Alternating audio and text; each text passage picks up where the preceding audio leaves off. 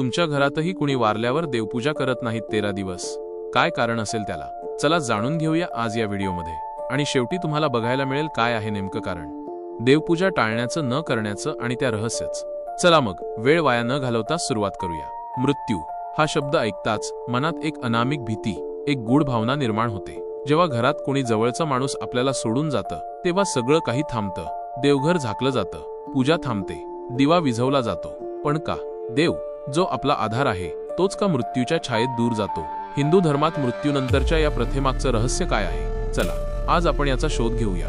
हिंदू धर्मात मृत्यू हा केवळ देहाचा अंत नाही, तर एका आत्म्याच्या प्रवासाचा टप्पा आहे. पण हा प्रवास इतका सोपा नाही.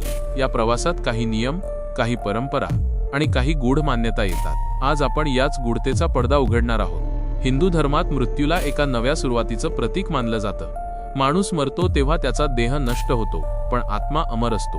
आत्मा हा एका शरीरातून दुसऱ्या शरीरात प्रवास करतो, असं भगवद्गीतेत सांगितलं आहे. न जायते म्रियते वा कदाचित. आत्मा कधी जन्मत नाही, कधी मरत नाही. मग मृत्यूनंतर घरात का बदल होतात? का सगळं काही थांबतं? मृत्यूनंतर घरात अशौच अवस्था येते. अशौच म्हणजे काय?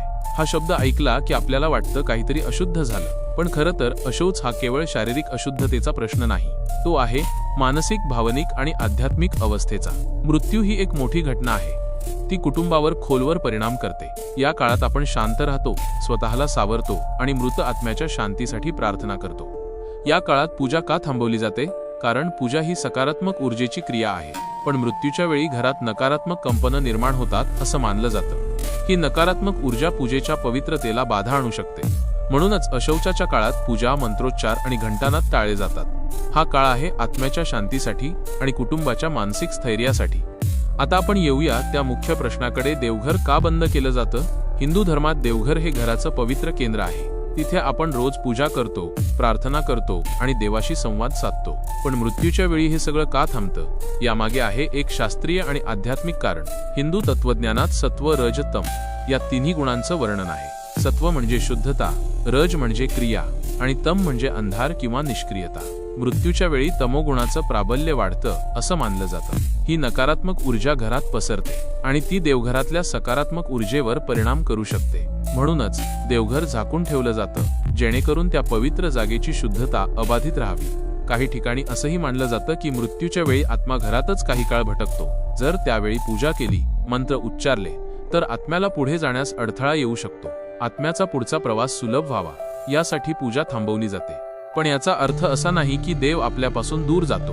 देव तर सर्वत्र आहे, तो कधीच आपली साथ सोडत नाही. पण या काळात आपण स्वतःला आणि आत्म्याला शांती मिळावी म्हणून काही नियम पाळतो.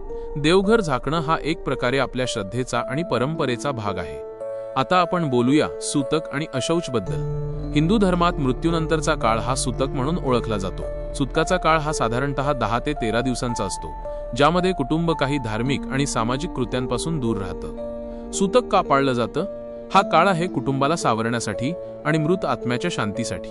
या काळात घरात पूजा, मंगल कार्य किंवा कोणतेही धार्मिक विधी टाळले जातात. काही ठिकाणी तर घरात स्वयंपाकही केला जात नाही, कारण अशौचामुळे घर अशुद्ध मानलं जातं. पण यामागचं कारण काय? हिंदू धर्मात असं मानलं जातं की मृत्यूनंतर आत्मा अजून काही काळ आपल्या जवळ असतो. हा आत्मा आपल्या कुटुंबाला, घराला आणि आपल्या मागे सोडलेल्या गोष्टींना पाहत असतो. जर या काळात पूजा किंवा मंत्रोच्चार केले तर आत्म्याला पुढे जाण्यास अडथळा येऊ शकतो. म्हणूनच सूतकाच्या काळात घरात शांतता ठेवली जाते आणि आत्म्याच्या शांतीसाठी प्रार्थना केली जाते. याशिवाय सूतक हा काळ कुटुंबाला स्वतःच्या भावनांशी सामना करण्यासाठीही आहे. मृत्यू ही एक मोठी हानी आहे. या काळात आपण स्वतःला सावरतो, आपल्या भावनांना सामोरं जातो. हा काळ आहे आत्मचिंतनाचा आणि मृत्यूच्या गूढतेचा स्वीकार करण्याचा. हिंदू धर्मात मृत्यूनंतर श्राद्धकर्माला खूप महत्त्व आहे. श्राद्धकर्म म्हणजे मृत आत्म्याच्या शांतीसाठी केलेली प्रार्थना आणि विधी. पण यामागचं तत्वज्ञान काय आहे? हिंदू धर्मानुसार मृत्यूनंतर आत्मा पितृलोकाकडे प्रवास करतो. हा प्रवास सोपा नसतो. आत्म्याला पुढे जाण्यासाठी काही कर्मांची गरज असते.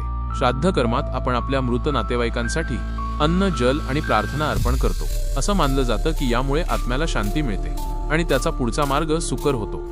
पण या काळात पूजा का थांबवली जाते? काही शास्त्र सांगतात की पूजेच्या मंत्रांमुळे आत्मा घरातच अडकून राहू शकतो. मंत्रोच्चार, घंटानाद आणि पूजेची सकारात्मक ऊर्जा आत्म्याला आकर्षित करू शकते. यामुळे आत्म्याचा पुढचा प्रवास खंडित होऊ शकतो.